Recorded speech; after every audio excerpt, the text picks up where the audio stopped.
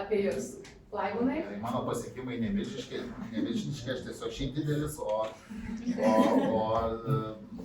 šiaip pagal išsilavinimą esu kineziterapeutas, galbūt daugiau save matau ir turbūt daugiau toj griaučių raumenų sistemos kineziterapijai ir taip pat eilę metų tenka darbuotis su vyrų krepšinio rinktinė ir turbūt neatsitiktinai, nes pats esu sportavęs, žaidęs ir kažkiek sportuoju, bet taip tokia malonumo forma. Ir turbūt visą laiką, kas turbūt žavėjo ir kodėl tas lėmė pasirinkimas ne sportas, o daugiau medicina, turbūt, kad suradau sritį, kur galima tos du dalykus suderinti. Tai turbūt tas labiausiai sužavėjo ir pačiam sportuojant pačioj pradžioj, turbūt va, taip patekau į tokį išsamų sportininko kaip paauglio ištyrimo procesą, kuris mane sužavėjo taip, kad po to supratau, kad aš norėčiau kažką panašaus daryti ir natūralu, kad tai gyvenimas klostėsi. Taip pat kuruoju sporto kineziterapijos magistrantūros programą Lietuvos sveikatos mokslų universitete sporto medicinos klinikoje, tai reiškia kažkiek vis tiek prisidedu prie to, kad tų specialistų atsirastų ir kad kiek įmanoma daugiau sporto mokslas būtų susietas su medicinos mokslu ir kad iš tos draugystės mes turėtume tą rezultatą, ko visi norim. Tai Lietuvoje dėja ne viskas yra gerai šitoj vietoj, dėl to, kad truputėlį esame išsibarstę, bet tie turbūt pavieniai žmonės, entuziastai ir taip toliau tą tikrai daro ir kol kas turim tų medalių, bet tų medalių norisi daugiau, aišku, ir visą laiką įdomu pasiklausyti ir kitų ir sužinoti, ką mes galim dar gero padaryti ir kad ne tik medaliai būtų, bet ir tie, kurie jų siekia, būtų sveiki. Fantastika, iš tikrųjų auksinė mintis, kad ne tik medaliai, bet ir sveikata. Austėja? Trumpai gal taip prisistatysiu, kad pati esu medicinos genetikė, tai šiuo metu ir studijuoju doktorantūrą, bet dar prieš doktorantūrą turėjau ir tarptautinės patirties, tai dirbau ir turbūt žinot, top 5 pasaulio medicinos universitetų yra Karolinska Stokholme, tai ten dirbau su atletų transkriptomikos tyrimais, tai čia toks vienas iš darbų. Įkūriau savo laboratoriją, tai čia toks mano tikriausiai tiesiogiai susijęs su sporto genetika projektas, tai įkūriau laboratoriją namuose ir iš to gimė idėja InGenes, tai tikriausiai daugiau papasakosiu apie tai eigoj, bet jeigu tai visiškai tiesiogiai, tai medicinos genetika ir su visom įvairiom šakom, tiek sportas, tiek nutukimas, tiek kitos ligos į tai įeina. Nedai. O mane turbūt pakvietė dėl to, Kad gražus? Ir dar, kad ir gražus, kad esu šiek tiek ir krepšinį sportavęs ir Stokholme dirbau šiek tiek, tai buvo šitas dėrės prie komandos. Bet iš tikrųjų tai visada mane žavėjo tokie žmonės kaip Laimonas ir Austėja, savo sričių ekspertai, lyderiai, inovatoriai, ieškotojai, proveržio tose srityse, kuriuose dirbo. Ir aš žinau, kad tokie žmonės susiduria su sunkumais įgyvendinti savo atradimus, atnešti juos arčiau mūsų visų gyvenimų.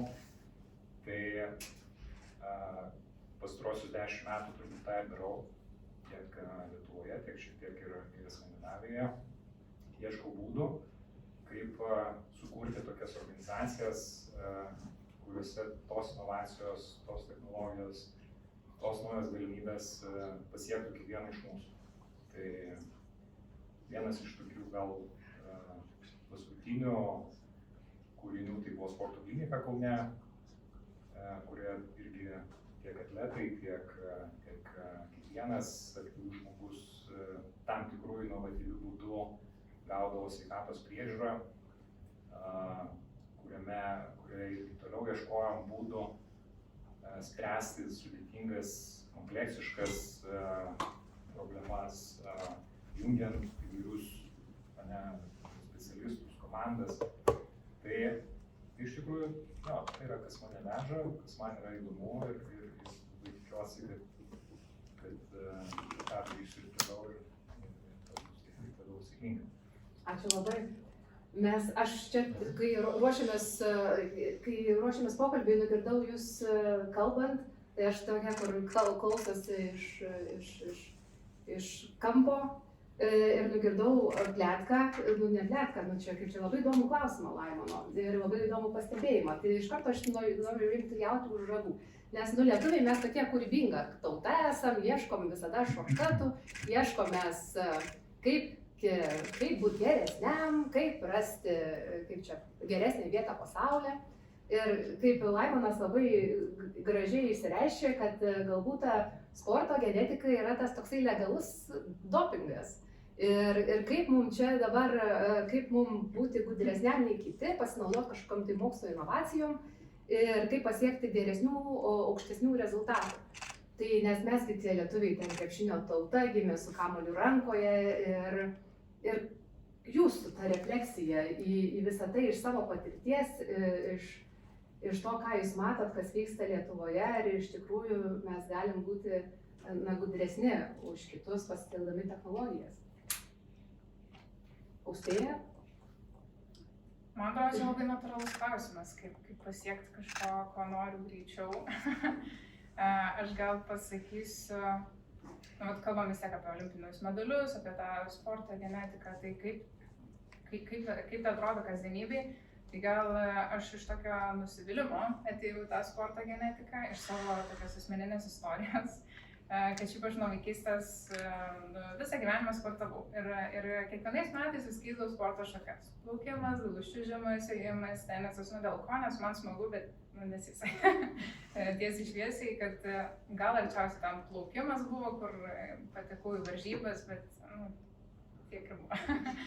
Ir viskas buvo labai smagu, keisdavau tas sporto šakas ir galiausiai, man atrodo, bakalauro 3 kurse, man nusprendžiau, kad laikas vėl pakeisti sporto šaką ir tiesiog rinkausi iš visų universiteto rinktinių ir pirštas sustojo ties sunkia atletika. Tiesiog nusprendžiau, kad šitą dar nebandžiau, reikia išbandyti. Tai aš atėjau į tą sunkią atletiką, įsivaizduokit, kad aš nekilnojau nei štangų, nei tų svarmenų. Ir prasidėjo mokymasis iš vis, kaip ten tūpt, kaip ten kelt, deadliftą kaip daryti, mirties trauką. Ir aš taip treniruodamasi, 4 mėnesį treniruočių, iš trenerio gavau tokią repliką, kad už 2 mėnesių bus čempionatas, važiuojam. Tai aš kaip žmogus, kuris sportavęs, kur nieks nesiseka, čia, aš tiesiog savo smagumą išbandžiau naują šaką, svorį labai sparčiai, ten po 5 kg, po 10 pridedam kiekvieną treniruotę, kas yra labai, labai greitas progresas. Ir gavosi taip, kad po 6 mėnesių treniravimuose aš patekau į čempionatą, ir nepasakočiau, jeigu negaučiau prizinės vietas tenai. Tai laimėjau 3 vietą, nežinodama nei kada ten ką daryti, nei kada tūpt, nei kada stoti, ten yra taisyklės, turi sulaukti komandos, kada ką daryti. Tai žodžiu, viskas gerai praėjo, laimėjau tą 3 vietą ir aš toliau treniravausi ir toliau tie svoriai kilo gana ilgą laiko tarpą. Tai nebūna jėgos sporto tokių staigių kilimų, ištisai, ta prasme, tiesinis progresas 2 metus. Tai aš tiesiog buvau viena iš 3 merginų, kurios apskritai treniruojasi sunkiai atletikai ir aš mačiau, kaip jos jaučiasi tame. Kad jam yra sunku, kad jos dažnai turi praleisti treniruotę, dažnai turi mažinti svorį ir panašiai. Man nieko tokio nebuvo, aš visą laiką prašydavau dar, gal galima 4 kartą, 5 kartą ateiti per savaitę treniruotis. Ir tas skirtumas labai didelis buvo, kaip jaučiasi kitos merginos ir kaip jaučiuosi aš. Ir nebūčiau aš genetikė, tuo metu studijavau jau magistrą, kai viskas sėkmingai buvo, tai nusprendžiau, kad kažkas čia yra ne taip ir gal aš kažką įgimto čia turiu. Tai viskas prasidėjo taip, kad aš nusprendžiau, aš žinojau, kaip galima nusisekvenuoti genomą, tai įsirengiau namuose laboratoriją.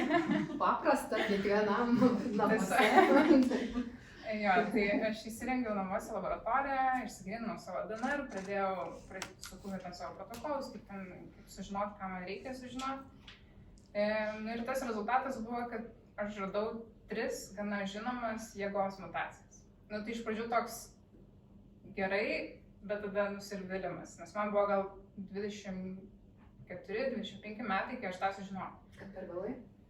25 metai yra, kur žmonės jau kelintą kartą į olimpinės varžybas važiuoja, tai mano karjera jau kaip ir sporte būtų, į galą, tikrai ne pradžia. Tai tiesiog, toks kartėlis buvo stiprus ir aš pradėjau tada testuoti kitus šalia esančius atletus, ką jie turi, kas jiems sekasi, pradėjau lyginti ir iš esmės pradėjo ryškėti tokie skirtumai.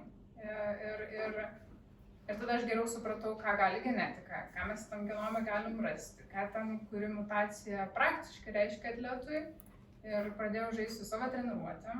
Man sportas toks, vis tiek lieka labiau kaip žaidimas. Aš ir dabar sportuoju ir ką toliau į sporto šakas ir tikrinu, kaip ten galima pritaikyti tą genetinę informaciją.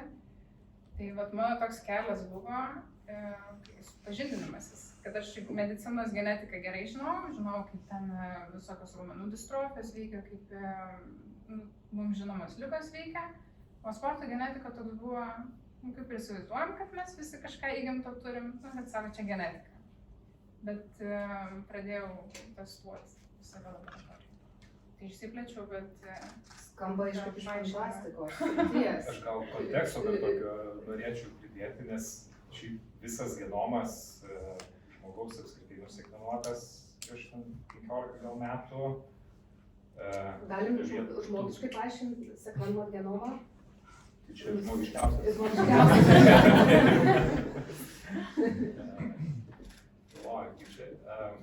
Apskritai gal kas yra genomas, tai ten yra maždaug 6 milijardai raidelių, tokia biblioteka, arba toks milžiniškas receptas, kaip funkcionuoja mūsų kūnas. Iš esmės, tos 6 milijardai raidelių ir nusako, kaip mūsų kūnas turi funkcionuoti kiekviena iš molekulių.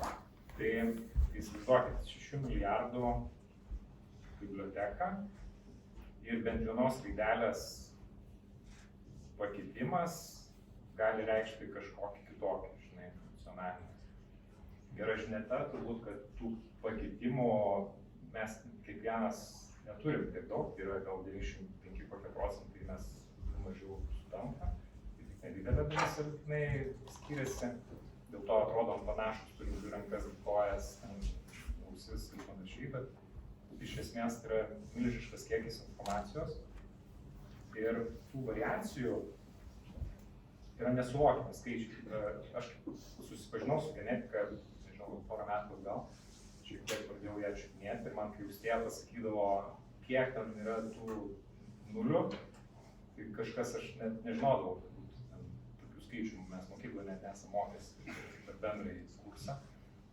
Ir suprasti, ką jos reiškia, ką susidarė tie mechanizmai, kaip jie veikia ir kaip jie veiks ilgainiui, yra milžiniška duomenų analizė.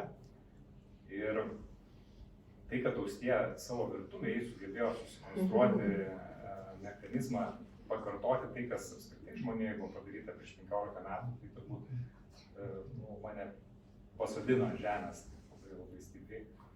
Ir negana to, vėlgi, Lietuvoje, man atrodo, pirmas sekvenatorius viso genomo jau 21 metais atsirado, jeigu neklystu. Iš naujos kartos. Iš naujos kartos metodo, tai įsivaizduokit, kiek tai yra nauja technologija, nes tik tai keli metai, kai tą naudojam santykinai reguliariai, tai reiškia, kad mes mokomės surasti ryšius. Ką reiškia tos variacijos iš tikrųjų praktikoje. Tai ir įvertinant, koks tai milžiniškas duomenų kiekis, Austėjos kitas žingsnis, sukurtas algoritmas analizuoti tos milžiniškus duomenų kiekius ir kažkaip paversti tai į praktinę informaciją, kurią mes galėtume jau pradėti taikyti, tai yra kažkas wow. Tai čia toks truputį kontekstas. Jeigu kažką praleidau, gal dar reikia pasakyti, kiek tų genų yra? 23 000 pasakyti vieną? Pradžioj duomenų būdavo ten terabaitai skaičiuodama. Tai, aš atsimenu, kad mano genomas, kai darom tą informacinę analizę, tai lyginam, kad mano genomo informacija sukompresuota atitiko 6 filmų duomenų kiekį. Tai čia tikrai dėlės, čia tik įvardint AGTC ir ne apie ką. Jo, kiekvienas iš mūsų nešiojam 100 gigabaitų svorio genomo kodą, kurį reikia perskaityti, jį taip padaryti tiksliai, surasti, kokybiškai tą informaciją iššifruoti ir tik tada galima pradėti analizuoti ryšius, ką tai reiškia, kaip funkcionuoja kiekvienas iš mūsų ir kokius pranašumus, nežinau, trūkumus, rizikas mes atsinešame su tą genetinę informaciją ir iš to gali atsirasti, va taip koks buvo klausimas, tai galime šitos olimpinius medalius nuhekinti, kažkaip ar ten rasti, kokį čia lietuviškas žodis, plinkelis, greitkelis, ne, prie jų ar ne. Tai tada, kada mes jau turim tokį įrankį, tikėtina, kad taip.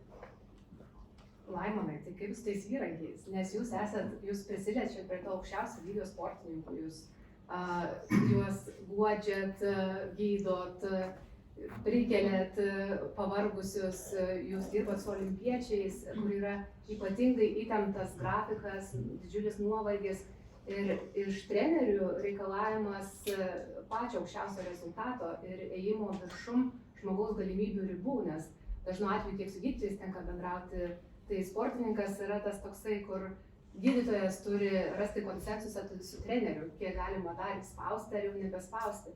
Ir čia mes turim tas technologijas, kiek jūs savo praktikoje jas naudojat, kiek matot, augindamas tą pačią jaunąją kartą, taip pat ir čia tie labai toks kompleksiškas klausimas, tai kalbant apie jaunuosius talentus, kaip ar jūsų iš profesinės pusės manote, kad yra tikslinga identifikuoti anksti su genetiniais tyrimais jų sportinį potencialą, tiek su profesionaliais sportininkais, jiems atsigaunant po traumų.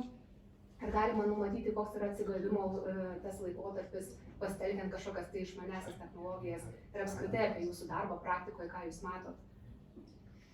Taip, čia daug temų yra toj vienoj temai, bet turbūt reziumė tokia, kad sportas su medicina kuo toliau, tuo labiau niveliuojasi. Tai reiškia, kuo toliau, to mes labiau suprantam vieni kitus su treneriais ir tai yra labai gerai. Mes turime puikių trenerių, kurie kartais daug daugiau žino už mediką ir turime medikų, kurie gan neblogai gaudosi tame turbūt daugiau fiziologiniuose mechanizmuose ir taip toliau. Dabar turbūt didžiausia problema arba tokia didžiausia gal proveržis, kuris dabar tampa vis svarbesnis, nes iš visų traumų spektrų, su kuriuo mes dirbame ir labiausiai mes svarstame su perkrovos traumomis, tomis lėtinėmis traumomis, kurios dėl treniruočių klaidų, dėl įvairių faktorių kaupėsi ir po to ar kažkas lūžo, ar kažkas permušimai atsirado, ar dar kažkokie dalykai ir taip toliau.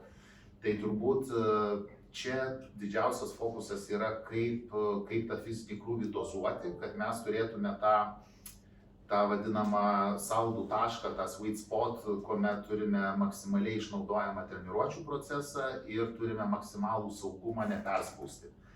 Ir turbūt visas tas meistriškumas visų tų žmonių, kurie supa sportininką, yra būtent kaip suderinti tuos visus veiksmus. Ir ypač, kai dar mes kalbam apie komandinės sporto šakas, tas tampa labai sudėtinga ir turbūt aš per eilę metų turėjau turbūt vieną tokį unikalią patirtį, kurią labai sudėtinga pakartoti, nes tam reikia irgi tam tikrų žmonių, idėjų, minčių ir taip toliau.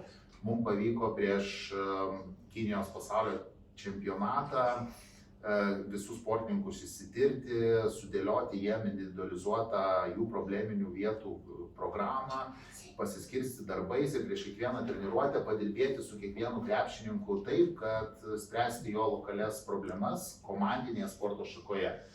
Tai jau buvo kažkas tokio, ką jau mes įdiegėm į procesą ir taip toliau. Aišku, tam reikėjo daug interesų suderinimo, proceso planavimo ir taip toliau. Bet aš vadinu tai turbūt tokiu idealiausiu variantu, kurio siekis būtų ir toliau pratęsti, bet ne visada to pavyksta ir visa kita.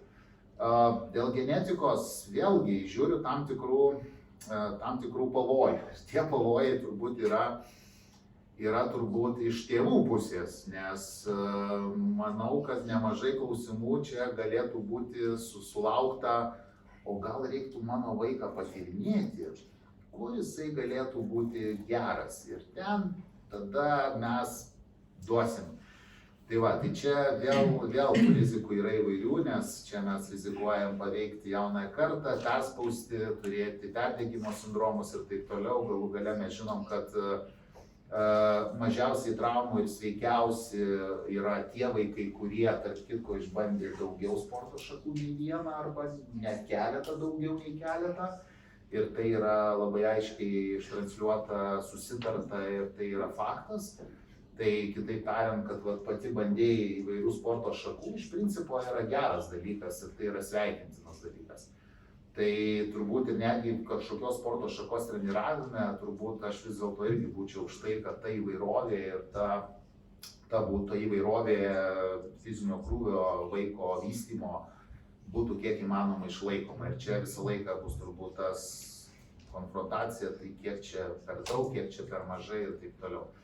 Iš technologijų pusės turbūt ką paminėčiau, kad kuo toliau, tuo daugiau laboratorinių metodų, kurie kažkada seniau buvo galimi tik tai laboratorijose ir taip toliau, vis artėja arčiau sportininko ir arčiau jo realių treniravimosi sąlygų. Technologijos tą pradeda leisti, tačiau čia irgi gal tokia bendra žinutė ir pastebėjimas netgi iš medicininės pusės, kad liaudiškai tariant, nepasimaukite ant to, nes dėvimosios technologijos, visi portatyviniai dalykai, kurie labai faini, kurie labai daug suskaičiuoja visko, kaip pavyzdys Garmin laikrodis VO2 Max'ą suskaičiuoja. Wow! Ką man eit dėtis kaukę, rašyti kardiogramą, mintį, jeigu aš VO2 Max'ą paspaudžiu ir turiu? Nu, ne, tai vis dėlto stokoja tikslumo ir tai yra netgi technologiniai momentai, kurie sako, kad tie davikliai, kurie registruoja tos parametrus, jie tikrai neturi pakankamo jautrumo, viskas yra dedama į kalkuliaciją, skaičiavimą ir ekstrapoliacijas, bet ne į tiesioginį duomenų apdorojimą arba tiesioginę išvadą. Tai čia vėl yra dvi medalio pusės. Tai kaip aš sakau, visi dėvimieji renginiai labai faini, labai gerai, jeigu mes norim sekti, stebėti, žiūrėti, bendrai masiai, mėgėjams, sportininkam ir taip toliau.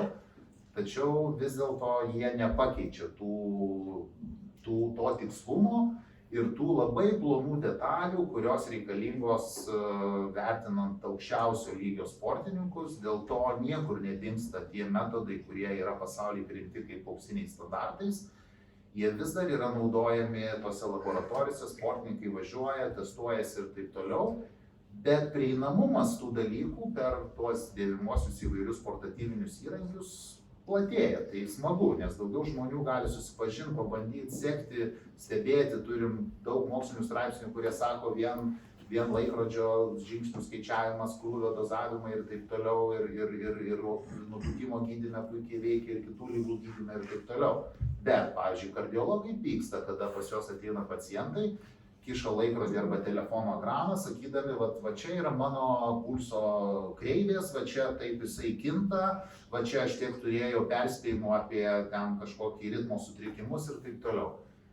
Ir jie sako, mes nenorim suabsoliutinti tų dalykų, jau kada eina kalba apie patologiją, mes vis dėlto tyriam savo metodais ir randam daug netitikimų ir nereiktų galvoti, kad va čia pas mane yra ir kardiograma, ir miego kokybė, viskas čia pas mane yra super. Taip, stebėti fainai, smagu, palyginti gerai, bet neužsihypinkim ant to, kaip mes viską dabar galim, viską turim ir viską galim nusipirkti ir taip toliau. Tai smagumas, kad sporte niekur nedingsta trenerio, personalo ir žmogiškasis faktorius. Aš manau, kad jis niekada nedings. Joks dirbtinis intelektas jums nepasakys, ko reikia, kad jūs išaugintumėt rekordininką. Nes yra ta dalis patirties, ta dalis žmogiškojo faktoriaus, jausmo, pojūčio, kuri turbūt labiausiai žavi sporte, kad mes negalim visko suprograminti, nuskaityti, nuskanuoti, ištirti ir užsigarantuoti, kad kitose olimpinėse žaidynėse mes turim auksą. Tokia ta skaudi tiesa. Nežinau, čia mano nuomonė. O aš tai norėčiau dabar į auditoriją kreiptis, kokiu mes čia sporto šakų atstovų turim ir ar jūs, kaip jūs atradot savo kelią per skausmus ar per džiaugsmus į sporto pasaulį, ar kaip Austėja vėliau atradot, kur jūs esate patys geriausi, ar darėtės genetinius tyrimus, ar tiesiog iš pajautimo. Drąsiai, čia visi mes jaukioj šeiminiškoje aplinkoje. Nugi tikrai vaikinai prieki sportuojantys. Aš tai asmeniškai išimtinė esu, bet dabar su penkiakovininkas. O kodėl keitėt? Pats aš ne penkiakovininkas, bet tokia galimybė tiesiog išmokti gyvenimą. Treniruot pradėjau. Įdomu pasidarė. O imtynės kodėl? Pajutot, kad O geras? imtynės aš neturėjau pasirinkimo. Tėvai, treneris? Tėvai? Genai. Bet tėvai irgi iš imtynių pasaulio. Tėvas jau. Taip, nu tai. Sridendavo pakilimą. Nebuvo. Bet iš tikrųjų, Austėja, labai įdomu, ar yra čia to sąryšio genetikoje, kai jeigu talentingi tėvai, tai jeigu aš pats Sokos lygos atstovė, tai vadinasi, kad mano vaikas yra visiškai nieko nesugebės sporto pasaulyje ir atvirkščiai. Čia labai platus klausimas. Jeigu tėvams gerai sekėsi, tai tikėtina, kad jie turi kažkokių polinkių pranašumų. Šiaip gal čia reiktų atskleisti tokį išydą, ką mes galim iš tos genetikos suprasti. Bet galvoju, kaip čia sudėlioti. Nes ką mes dabar turim, tai labai geras atsakymas atskleidė. Kur tėvai nuvedė, kur aš patekau, kas buvo arčiausiai namų, tai pradėjau sportuoti. Tai realiai, ką mes turim iš olimpinių atletų, tai mes turim sėkmės atvejus, kai vaikas atsidūrė tinkamą vietoje, tinkamų laiku. Kad jis atsitiktinai pakliuvo į tą sporto šaką. Ar aš atsitiktinai pakliūčiau jėgos trikove, būdama tam 7 metų, nebuvo atveju. Kiti irgi galbūt nepakliuvo ir dėl to mes neturim tų olimpinių atletų. Tai mes, ką turim dabar, turim tokį atsitiktinumą. Kitas dalykas, čia labai pasakoja apie tos testus ir metodus. Tai jie puikiai atspindi esamą būklę. Visi skirtingus parametrus atspindi, bet vienaip ar kitaip atspindi, kokia yra dabartinė situacija. Bet nepamirškim to faktoriaus, kad rezultatas priklauso nuo to, ką vaikas ar ten testuojamas darė iki tol. Jeigu jis treniravosi, mes žinosim treniravosi pasiekmes, jeigu jis nesitreniravo, mes žinosim, kad jis nesitreniravo ir dabar jau būklė tokia. Bet ką gali pasakyti genetika, jinai gali pasakyti potencialą. Jinai gali pasakyti, kur mes galim tikėtis geresnio rezultato. Bet užsiminiau, kad praskleis tą šydą, tai galite įsivaizduoti iš genetikos pusės, kad užsiminė, kad tai yra receptų knyga. Ir realiai kiekviena mūsų dalelė, molekulė, tai yra kažkoks baltymas, kuris pagamintas pagal receptų knygą. Nesvarbu, tarkim, tai yra alkio sotumo hormonai, leptinas, grelinas. Kiekvienas yra molekulė. Kiekviena molekulė, pavyzdžiui, ta pati laktazė, skaido pieną. Tai yra tiesiog fermentas, tai yra baltymas, kuris pagamintas pagal kažkokią instrukciją. Jeigu instrukcija yra klaida, pagamina klaidingą fermentą. Lygiai taip pat gali būti koduojamas fermentai, hormonai, bet kurios kitos signalinės molekulės, imuninės sistemos ląstelės. Jos irgi gali veikti dėl to, kad ar struktūriškai, ar funkciškai buvo pagamintos pagal klaidingą receptą. Tai čia tos vadinamos mutacijos. Mutacija yra, tarkim, klaida recepte. Ir lygiai taip pat gali būti bet kuriam audinyje klaida, ten nežinau, ląstelės, kurios gamina insuliną arba receptoriai pakitę. Tai mes kalbam apie kiekvieną tokią molekulę. Tas pats dopaminas. Aš čia jau tokių įvairių pavyzdžių, kad įsivaizduotumėt, dopamino receptorius gali būti pakitęs. Tai normalus kiekis molekulių, bet nebus receptorius, kuris reaguoja į jas. Tai genetika yra apie tokį molekulinį lygmenį, kad yra apie ląsteles, apie fermentus, apie kažkokius baltymus, kurie gali būti pakitę dėl mums įgimtų dalykų. Ir kai mes kalbame apie genetiką, tai genetika iš esmės mes ateinam su tokiu genomu, kokį gaunam, ir tas genomas gyvenimo eigoje nesikeičia. Mes galim sakyti, kad mes turim kažkokią instrukciją ir pagal ją mūsų organizmas veikia. Kas yra sporte? Tai sportas iš esmės yra adaptacija. Adaptacija į kažkokį krūvį. žmogus treniruoja, tarkim, šuolį, tai jo šuolis gerėja. Žmogus treniruoja jėgą, jo jėga gerėja. Ir iš esmės, nieks negimsta iš karto stiprus, iš karto toli šokantis arba aukšti šokantis, kad tai yra adaptacija. Ir ką genetika gali parodyti, ką jį gali atnešti, tai su savo genetika mes galim turėti kažkokių ypatybių, dėl kurių mes galim treniruojantis pasiekti daugiau. Ir kai mes kalbame apie olimpines varžybas, apie elitą, tai iš esmės ten varžybas yra ne apie tai, kiek tu daug treniruosies, kaip sunkiai treniruosies, ten jau visi vienodai sunkiai treniruojasi, vienodai maksimaliai jėgų atiduoda. Ir laimi jau tas, kuris turi tą 1% kažkur geresnės tos adaptacijos. Tai vat, kai mes kalbame apie tą medalį, kaip pasiekti to rezultato, tai ne visada pakanka tų pastangų, tos pastangos gali vis prie traumų, jeigu žmogus nebegali daugiau treniruotis, negu jis gali, tai tiesiog veda link traumų, o ne link tų rezultatų. Gal dar papildyčiau šitą vietoje, žinojimas, kaip išnaudoti, tas savybės irgi turi įtakos, tai yra kaip mes treniruosim, jau žinodami, arba priimsim informuotus sprendimus, turės irgi didelį įtaką. Dar šiuo metu laikykim, kad ta tikslioji, arba visiškai personalizuota mitybos, treniravimo, atsistatymo strategijos jos nėra tiek tikslios, kad mes galėtumėm jau apie visas genetinės savybės įvertinti ir priimti sprendimus. Tai dar, vadinkim, tai yra toks labiau eksperimentinis treniravimas, nėra visiškai tikslus. Ir tos, šalis, kurios yra labiau pažengusios šitą vietą, jos turi panašumą. Tiek, kiek jos gali, nebūtinai su genetiniais, su kitais klinikiniais tyrimais objektyviai įvertinti tas savybės atleto ir atsižvelgiant į tai priimti treniravimo strategijas, jos pasieks didesnį rezultatą. Tai šitas irgi yra vienas svarbu. O galim toliau paplėtoti šitą temą apie apskritai inovacijų, personalizuotos medicinos prieinamumą, personalizuoto to treniravimo, nes kaip ir Laimonas minėjo, mes daug naudojam to, kas yra prieinama plačiai, ten kainuoja 200–300 eurų, Oura ringai, laikrodžiai, visi tie įrankiai, kurie tekina mūsų, seka mūsų kasdienius tuos sveikatos parametrus, bet sportininkui, elitiniam sportininkui apskritai to net neužtenka, yra nepakankamai tikslu. Tai ar mes turim prieinamumą, nes kaip Austėja minėjo, ne kiekvienas gali savo virtuviai nusekvenuoti genomą ir apskritai turėti tą prieigą prie genetinių ar kitų klinikinių tyrimų.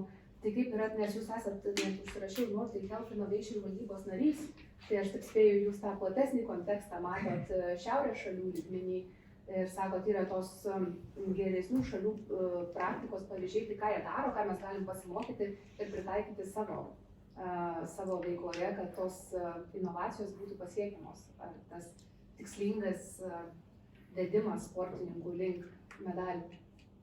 Jo, čia gan sudėtingas yra kontekstas, toks daugialypis, labai gerai Laimonas pastebėjo. Jeigu norim tikslumo, tai turim naudoti priemonės, kurios iš tikrųjų tiksliai matuoja. Tai daugelis nešiojamų renginių kol kas tai yra daugiau, vadinkite, wellness standarto ir tai, ką mes masiškai naudojam, tai tie duomenys yra sunkiai taikomi, jeigu norim iš tikrųjų tikslumo. Aurelijus yra irgi mūsų ekspertas matavimą tikrai patvirtins, kad laboratoriją mes nenaudojam prietaisų. Tai yra vienas iš iššūkių yra technologinis. Tai reiškia, kad mes dar vis neturim tokių technologijų, kurios leistų viską išmatuoti, kas mums galbūt padėtų natūralioj atleto aplinkoje arba realių laikų tos objektyvios informacijos gauti. Neturim tokių universalių įrankių. Nei žiedas, nei ten skrybelė, nei dar kažkas neveikia. Dėja, technologijos keliauja tą kryptimį. Idealiam pasaulyje, kaip aš įsivaizduoju, gal turėsime kažkada kažkokį tai nešiojamą įrenginį, kuris realiu laiku įvertins visus mūsų tuo metu vykstančius fiziologinius procesus ir net kažkur jausi pašnibždės, tai kaip mums dabar čia koks geriausias sprendimas, ar ten vandens išgerti, ar pasėdėti 5 minutės, atsižvelgiant į tai, koks yra mūsų tikslas. Bet kol kas mes to neturim. Kitas apribojimas, didžiulis apribojimas, tai yra mūsų kompetencijos, nes vėlgi, pritariu Laimonai, pirmiausia žmonės dirba, ne, su tom technologijom, su atletais ir tiek, kiek kompetencijų turi komandos, tiek, kiek gali naudotis tais įrankiais, ne, kadangi žmogaus organizmas labai kompleksiškas, neužtenka žinoti vien tik tai, nežinau, ten širdies sistemos veiklos ir duoti visapusiškus patarimus, arba kitas gal ten, nežinau, žino apie mitybą kažką. Reikia turėti kompetencijas sujungti visą tą informaciją, apdoroti ir tada bus kokybiškas sprendimas. Tai atsakant į klausimą trumpai, sunku tą įgyvendinti.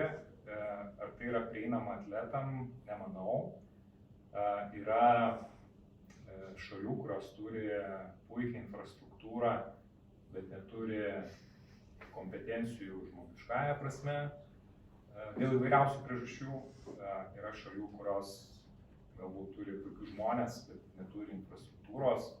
Tokio idealaus, kaip aš matyčiau, gal nėra, bet yra tokios salelės, kurios po truputį juda tą kryptimę, ne? Ir šiaip, kad vien tik tai, kad mes esam čia, ne, ir kad turim, kad keliam tokius klausimus, aš manau, kad yra irgi neblogas dirvožemis tokiai saleliai formuotis ir čia Lietuvoje, kur galima apjungti jūsų iniciatyvą, klinikos iniciatyvą, dirbti kartu šitoj temoje iš įvairiausių skirtingų sričių ekspertam ir išmokti bendradarbiauti, padės galų turimą infrastruktūrą Lietuvoje išnaudoti ir tą atnešti sportą. Bet yra labai sudėtingas procesas, tikrai esu matęs ir girdėjęs, nežinau, toj pačioj Lietuvoje sporto federacijos, kur olimpinių sporto šakų federacijos ateina ir sako, arba nustemba sužinoja, kad tam tikros aukštosios mokyklos turi tokias laboratorijas tyrimams, žinai, tai tokie yra fantastiniai dalykai. Infrastruktūrą turim, ar naudojamės ją, ne, nesinaudojam, kodėl, yra tūkstančiai priežasčių. Nedas labai gerai pasakė, kad mes esam čia, kad dalintumėmės mintimis ir idėjomis. Tai iš tikrųjų dabar yra, mes turim apie 15 minučių, 10 minučių laiko, tai turim laiko kokiam 2-3 klausimam iš auditorijos. Ar taip? Gal 2 klausimai į vieną labiau čia būtų apie tą pačią genetiką, ar ne? Tai apie tas klaidas, kurios, kaip suprantu, yra paveldėtos ir užfiksuotos mūsų tame kode, tai klausimas, ar mūsų gyvenimo įpročiai gali tas klaidas pataisyti arba bent jau jas minimizuoti. Ir kitas klausimas, atliktas genetinis testas ar ne, tai kaip suprantu, tas visiškai nesikeičia per tavo gyvenimą, bet jeigu mes tą testą atliksime 2 skirtingose laboratorijose, ar mes gausime tą patį atsakymą, nes vis tiek tą kodą reikia interpretuoti ir pateikti analizę, ar ne? Geri klausimai. Tai turbūt pamiršiu tą antrą, tai reiks priminti. Pirmas apie mutacijas įvykusias. Tai iš esmės dalis tų mutacijų yra paveldėta, dalis iš mamos, dalis iš tėčio ir dalis yra mūsų individualių. Nes įvykstant apvaisinimui, įvyksta irgi tam visokie procesai, kur mes įgaunam savo dar savitų mutacijų. Bet tai, kas jau ten įvyksta, iš esmės visam gyvenimui ir lieka. Tai kai kurios mutacijos, mes kalbame apie gerus dalykus, kai kurios mutacijos lemia ligas, kažkokias sutrikimus, kitos geras savybes, naudingas adaptacijas. Tai vat, kalbant, turbūt, ar galima panaikinti, pavyzdžiui, tas blogas mutacijas, tarkim, turim polinkį į nutukimą. Yra žinoma mutacijų, kurios asocijuojamos su nutukimu. Tai iš esmės galima sakyti, kad mes turim tokį, kaip užtaisytą ginklą su ta mutacija. Bet savo gyvenimo pasirinkimais, savo gyvenimo įpročiais mes galim tą mutaciją nebūtinai paleisti gyvenimą. Kad jeigu mes laikome sveikos mitybos, tinkamą fizinį aktyvumą, tai nebūtinai iš to ginklo kulka iššaus. Tai čia mes kalbam apie genų raišką, kad vienas lygmuo yra genomas, tai kur yra įvykus tikrai ta mutacija, ir kitas, tai sudėtingesnis dar antras lygmuo, manau ateityje dar bus atskiri pokalbiai apie transkriptomą, kur aš užsiminiau, ką veikiau Karolinskai, tai apie genų raišką, kad irgi yra skirtumai tarp atletų ir tam tikrų ligų. Tai genai turi pasireikšti. Tai būna, kad, pavyzdžiui, vystantis pasireiškia vieni genai, kodėl mes, pavyzdžiui, vieni tampam vyrais, kiti moteriam, kodėl vienų tokia plaukų spalva, kitų kitokia, tai ten irgi yra visokių kitokių procesų. Tai iš esmės galima sakyti, kad ta mutacija yra užtaisytas ginklas ir kai kuriais atvejais mes labai paprastais savo sprendimais galim tos kulkos nepaleisti. Tai čia kalbant apie nutukimo, kur yra tam tikros kombinacijos mutacijų, apie sportą, nebūtinai jeigu mes atsidursim tokioj treniruočių programui, toj sporto šakoj, nebūtinai mes panaudosim tą mutaciją, nebūtinai kada nors jinai pasireikš. O antras klausimas apie skirtingas laboratorijose atliktas. Tai patį genomą nusekvenuota tikėtina, kad vienodai, ten yra vienoda informacija. Vienintelis skirtumas yra duomenų analizė. Tai čia kalbėjo Nedas apie tą vieną iššūkį, kur buvo iš vis sudėtinga nusekvenuoti genomą, nuskaityti. Antras iššūkis buvo interpretuotos duomenys, kur kalbėjome apie terabaitus duomenų. Ir trečia dalis yra, kaip juos interpretuoti. Tai būna dauguma laboratorijų iki šiol gal apsiriboja klinikiniais tyrimais, su lygom susijusiu, vieno geno, dviejų genų tokiais sutrikimais. Tai priklauso nuo specifikacijos. Pavyzdžiui, mes imamės tokios išsamesnės duomenų analizės, kur mes vertinam ir tokius poligeninės rizikas. Tai reiškia, kad tai priklauso ir nuo kombinacijos mutacijų, ir nuo aplinkos veiksnių. Tai žodžiu, čia yra jau žymiai sudėtingesnė duomenų analizė, kur komplikuoti jau algoritmai, kad turim rasti, ar yra ta ir ta mutacija, jeigu jos visus yra, tik tada galim sakyti, kad atsakymas yra kažkokia savybė. Tai tas atsakymas turbūt apie jau patvirtintas kokias monogeninės ligas, jeigu ten bus kokia mini raumenų distrofija arba, nežinau, kažkokie kiti sutrikimai, tokie genetiniai sindromai, tai tikėtina, kad ta informacija gausit tokią pačią, bet jau toliau gali skirtis duomenų interpretacija, kiek ta laboratorija geba papasakoti apie jūsų genomą. Man perleidžia. Labai ačiū, labai gera diskusija. Noriu paklausti, kur jūs matot epigenetiką čia kaip pavyzdys, nes kaip pavyzdys tam tikros bakterijos, tam tikri patogenai, kalbam apie mikrobiomą, nebūtinai žarnyno, tai gali būti ir burnos mikrobioma, jos gali veikti kaip epigenetinis veiksnys netiesiogiai per DNR metilinimą, per histonų modifikacijas. Ar mes iš tikro kažką galim kontroliuoti, bet per tuos tokius, atrodo, paprastus dalykus? Ar jau čia viskas nuspręsta? Geras klausimas, čia labai nauja šaka, kai mes kalbam apie genomą, kur viskas yra statiška. Mes gimėm jau su statiška informacija ir čia mes jau turim problemų su interpretavimo duomenų. Tai aš manau, kad čia kitas dar iššūkis yra sugebės RNR lygmenį tą visų transkriptomą paaiškinti, kur milijonai faktorių mus veikia. Ir kaip... Iš jų mikrobiota. Iš jų mikrobiota. Tai čia dar kitas lygmuo. Nes mes tą mikrobiotą vienaip ir kitaip galim įtakoti. Taip. Bet čia toliau mokslas bus skausmas, vargas, išsiaiškinti, ką su tuo daryti. Sakyčiau, toks tolimesnis žingsnis. Pirmas bent jau genomą išmokėme. Teoriškai atsakymas taip, o kaip, dar nežinau. Jo, Aurelija? Aš norėjau paklausti, kaip jūs rekomenduotumėt, pavyzdžiui, tėvam, kada vaikų padaryti tuos tyrimus? Tai gal Austėjai ar Laimonui klausimą. Nedas, jeigu norės irgi kalbėti. Klausimas, kada vaikų padaryti? Jo, kada, taip, ta prasme, kokiam amžiuje, ne? Nuo 18. Nes jau vatane 24 jau buvo per vėlu, ne, sportininkams. Nu, Va, aš čia tą klausimas. tos duomenės irgi naudoju toliau. Ne, tai viskas tvarko, bet vat, tokia rekomendacija, ne, dabar išeis visi, ne, 2 metai ir pirmyn, ne, darom. Tai vat, tiesiog tam treniravime, ne, kada, nes ar gali būti gal per anksti, ar negali būti, gal čia irgi klausimas toks. Teoriškai, nu, taip visiškai praktikoje, galima daryti genetinį tyrimą nors ir pirmą dieną. Išvis gimsta, galima padaryti tą testą. Klausimas, kada ir kaip naudosi tuos duomenis. Nu, tai čia jau iki 18 metų tėvų atsakomybė, kaip jie yra sveikų protų, suvokiama, kad ten iki tam tikro amžiaus vis tiek turi būti bendras visas fizinis lavinimas, irgi bandyti skirtingas sporto šakas. Čia jūs taip galvojat, kad tai sveikų protų suprantama. Aš manau, kad daugiau kaip 50% tėvų tai nėra sveikų protų suprantamas dalykas. Ir čia aš žiūriu didžiulį pavojų iš tikrųjų, kada mes rizikuojam atimti iš vaikų ir džiaugsmą, ir sveikatą, ir vaikystę ir taip toliau, jeigu ta informacija pakliūna į neadekvataus tėvo rankas. Greičiausiai tėvo. Arba mamos.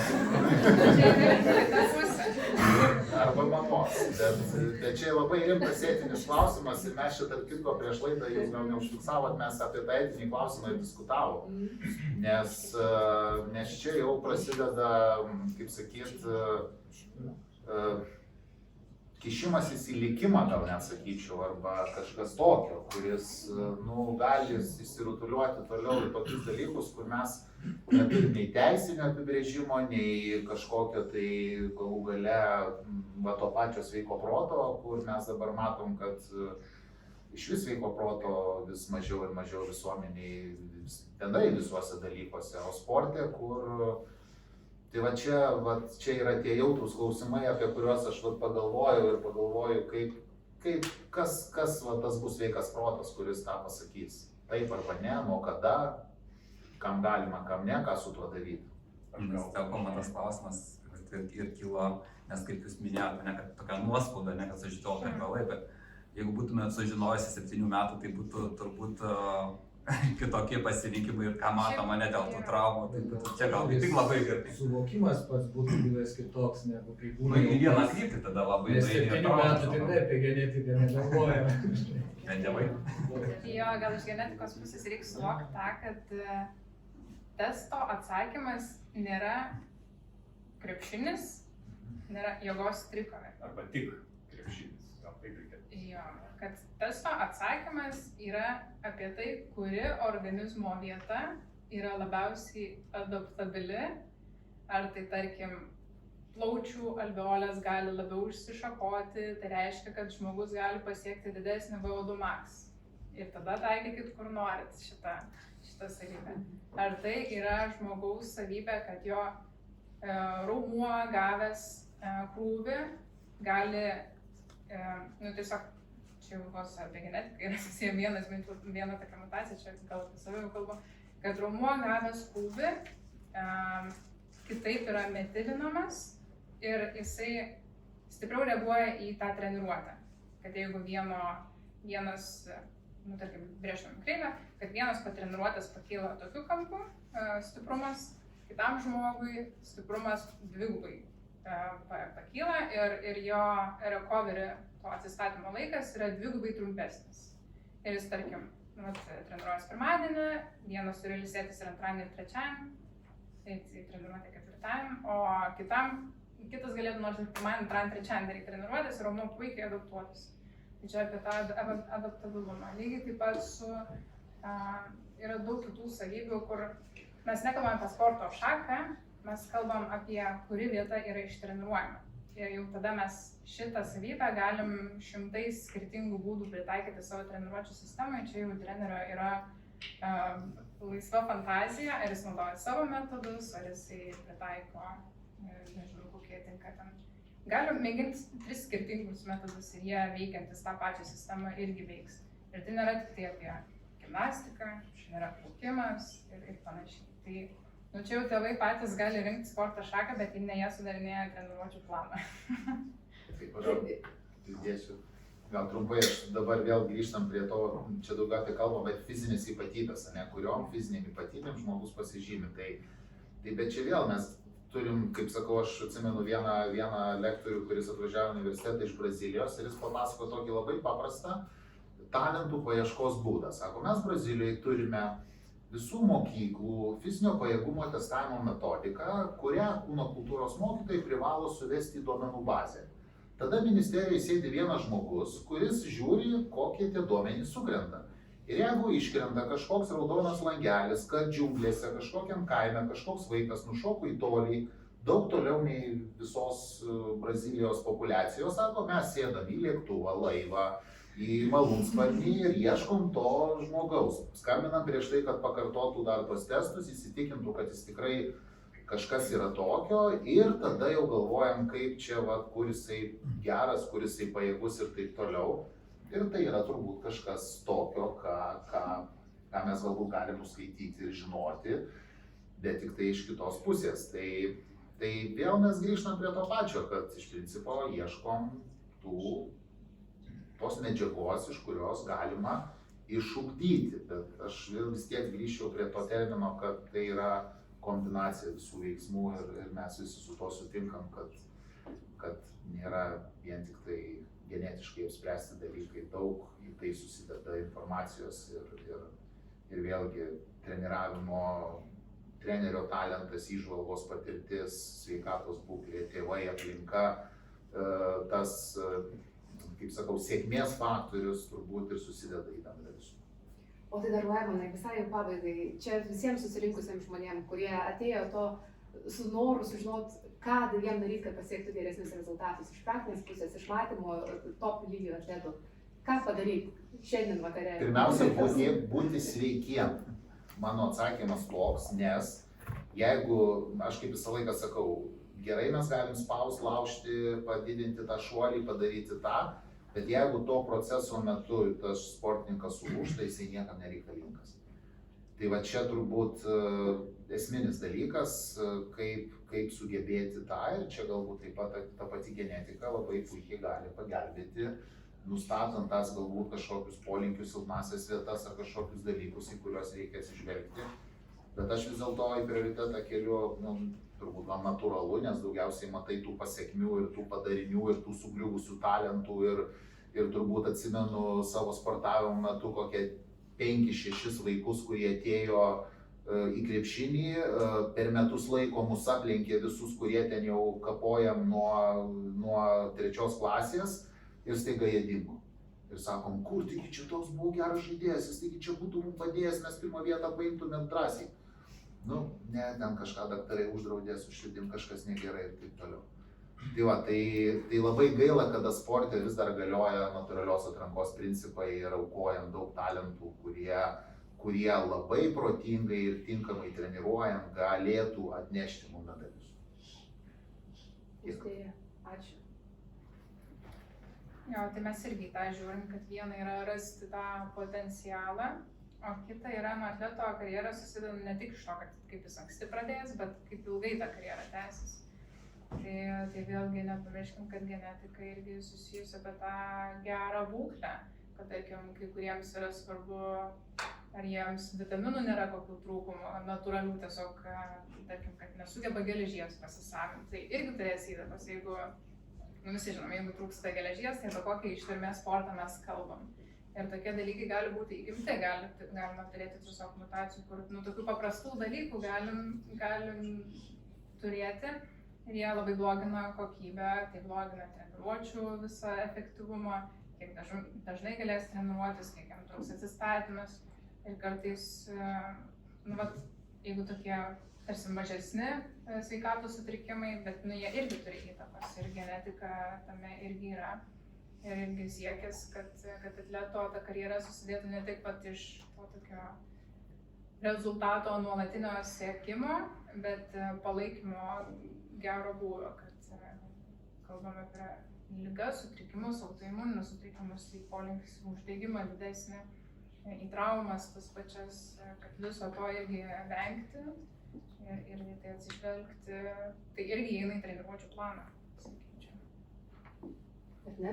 Palaikau. Palaikai. Aš palaikau, dar pridėčiau, nors ir kiekvienam atletui palinkėčiau kaip vieną iš tokių gal kertinių sėkmės faktorių surasti savo gal tokį asmeninį specialistą, kuris padėtų sujungti tą sudėtingą aplinką įveikiantį procesą, į mechanizmą.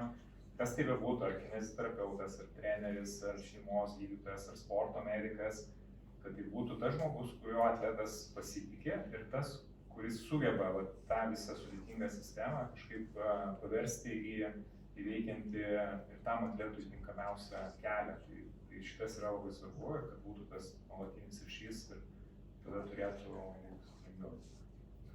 Tai ačiū labai pranešėjams už pasidalintas paslaptis iš sporto pasaulio ir iš mokslo pasaulio, genetikos. Ačiū Jums labai visiems, kad klausėt.